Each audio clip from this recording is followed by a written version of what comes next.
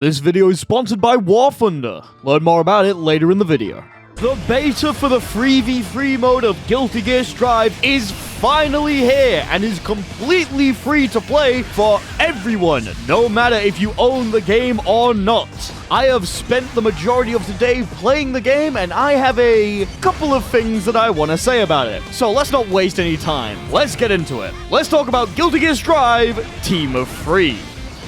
But first, this video is sponsored by War Thunder. War Thunder is the most comprehensive vehicle combat game ever made. The game is now available for free on both PC and console. War Thunder's detailed vehicles, realistic graphics, and authentic sound effects let you immerse yourself in its intense and epic combat. The game really makes you feel like you're controlling the most powerful war machine ever made. And there's a wide variety of machines to choose from. There's over 2,500 tanks, planes, helicopters, and ships from over 10 major nations, ranging from the biplanes and armored cars of the 1920s to modern-day fighter jets and battle tanks. Don't like how your tank looks? Well, you can customize it to your liking with their in-depth and easy-to-use customization systems. You can use countless camouflages and decals for all types of vehicles so they look like the war machines of your dreams. My favorite feature is the X-ray view you get when you destroy an enemy vehicle. The game will show you exactly where the shell hit, what parts of the vehicles were affected,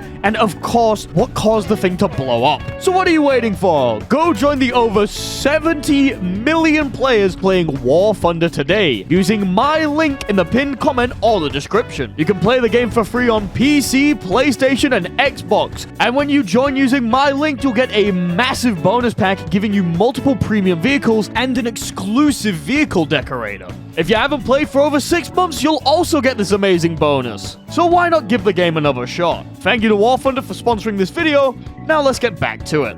So before I give you my opinions and critique, we should probably actually go through how the mode works, since obviously we know a lot more about it now. The game mode is a tag-based game mode, but instead of it being like other tag games where you control the entire team, you have 3 players versus 3 other players all controlling individual characters. You still have your point, mid, and anchor characters like you would in other versus fighters, however, you are not able to choose which one is which going into the fight. The game decides for you. Because of this, I'm just going to refer to them as main character and assist characters. The main character, or main player, just plays the game normally. They have full control of their character at all times, as well as full control over burst and meter. The assist players, playing the assist characters, have another game that they can play. They have access to a tag mechanic, which we'll get onto later, a standard assist mechanic, and an item mechanic. Over the course of the fight, this bar in the middle of the assist player's screens will slowly fill up. By spending a bit of it, they're able to show up for a couple of seconds and send out an item depending on which one they pay for. All items have different cooldown timers and different costs, so you need to strategize around how much bar you have and what your main player needs in this moment.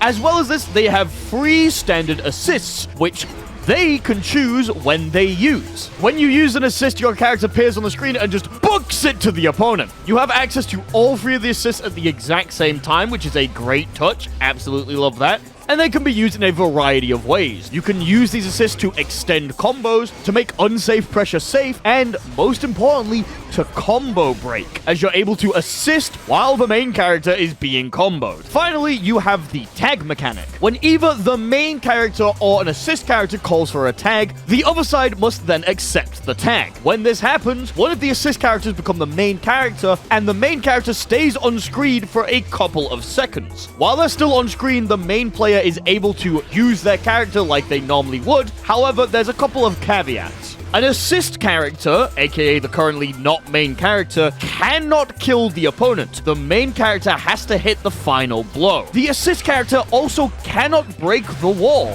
So if an assist does something that would break the wall, it actually unsticks the opponent and then immediately sticks them back to the wall. Once the timer runs out, they jump back into the assist area and are not able to be tagged back in for the rest of the round. And that is the basics of the 3v3 mode. Everything after that is team building, who you want to play with, and how you actually want to play the game. Now, you can probably tell by the footage that I'm showing on screen that this game mode is chaotic.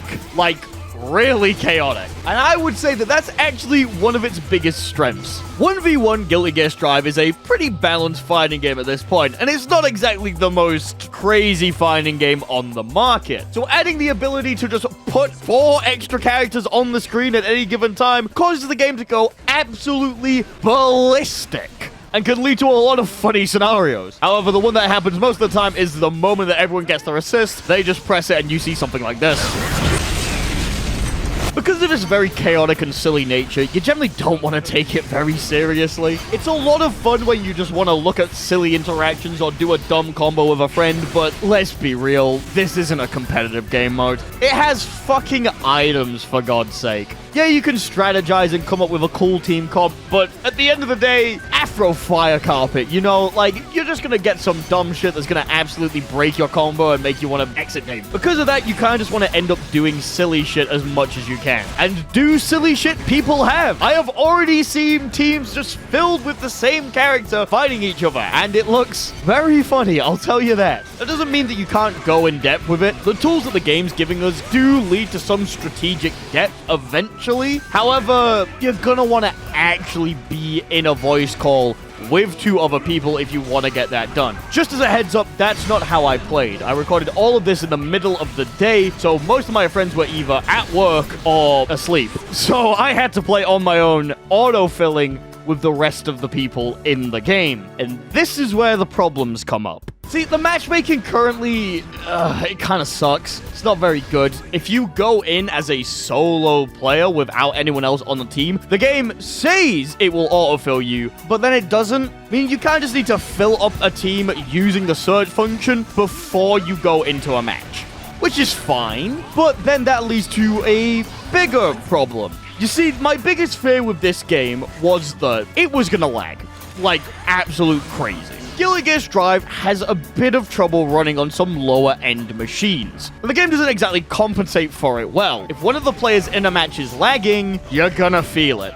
You're really gonna feel it. So, if you apply that to 6 people, and it lags when there's only 2 of us, then if one person starts lagging, I imagine that it was going to become nearly unplayable. And yeah. Listen, I don't want to rag on the developers for this. I know that making this shit is hard. But there are times where someone will join when they have a bad connection, and it just ruins the game for everyone else. I would say that half of the matches that I got into ended up being laggy messes, which is not a good sign for a new game mode. And the biggest problem I had is when I found the culprit and figured out whose machine it was that was lagging, I couldn't kick them.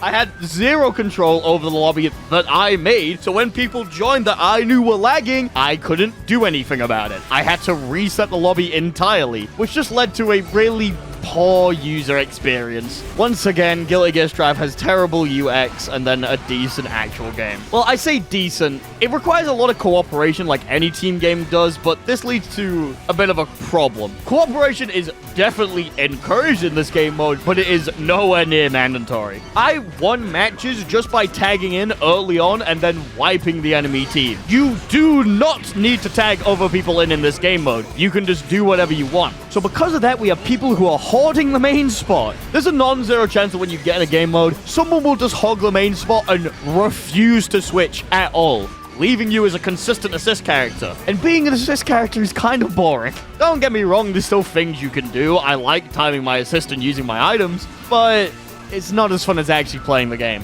Because of that, you might just sit there looking at your teammate, waiting for your chance to play, and then it never comes. I don't really know how they'd fix this. The only way that I can imagine these problems being fixed is playing in an actual team, which I'm sure makes the game mode a lot better. But from a single player experience going in with an autofill, yeah, this shit's rough. But is it good?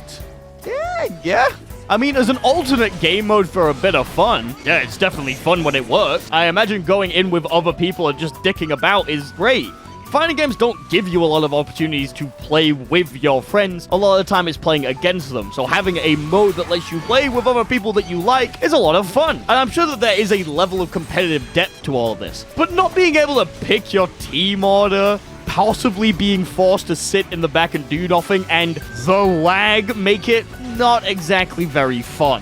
The game mode is fun when you're actually playing it and when you're getting to do stuff, but it needs a bit of polish. In fact, it needs a lot of polish. Find a way to remove the lag, let me pick my order in the team, let me fucking kick people from my lobby. I'm glad they did this beta, because there's definitely things that need fixing, and I really hope they do fix it. I hope they fix the lag, I hope they fix the bad UX, but I do think it's still a good idea. I don't want this idea to be scrapped completely. 3v3 is kind of fun. It just needs polishing. Once again, thank you to War Thunder for sponsoring this video. Make sure to play War Thunder on PC, PlayStation, or Xbox by using my link in the description or pinned comment. As a reminder, first-time players and players returning after 6 months get access to this amazing booster pack with all these goodies like premium vehicles and decals. So don't delay. Go play War Thunder today. And if you want to see the unpolished version, I'm streaming it right now on Twitch. Come join, it should be a good time. Thank you all for watching, and I'll see you all next week. As always, a very special thanks to 64 MHz, Almost Nap Time, Axolotl Syndicate, Cervantes de Leon, Daniel Wiedericht, Edison Luttery, Fexo, Games.png, Haywire Novelite, I Am Naoto, It's Riley, Knife and Spoon, Criticat, MP04, Mr. Glenn, Nubus, Ray W, Sergeant Cobby, Super, Falcon, Tom Tanks, Velvet Puppy, and Zandatsu for being Tier 2 patron supporters.